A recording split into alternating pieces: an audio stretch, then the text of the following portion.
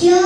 thiêng ni là ngói thả ú sao number giả sống thúng bạc quá giá khẩn ấy cho ngà giá sống lòng David đã sống nên hả và theo này kính xa là em vì dễ dàng ôi to là người muốn tự kinh miễn chua ca sẽ to nó nghĩ cách chuẩn lệ cách gì đi sẽ chỉ nào các ngày đoạn này rất tập á chắc bố em thì sẽ dám chỉ cái lệ cả mũ hi vì em muốn chỉ nào cả ông đang sống sống gì sẽ cả ngay đẹp ôi to là người sẽ phải biết là dù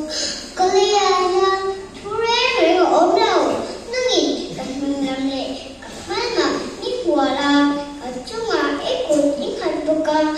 chỉ có xem cho cái đó ăn mặc cái từ cái sao em mà có phao là gì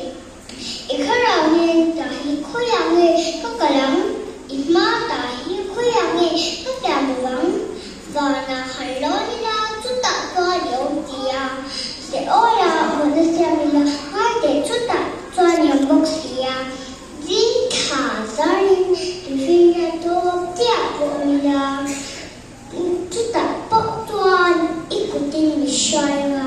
ít của tin là mình biết sẽ đo xì à lần vào cái rất là mà mình sống sao có sức là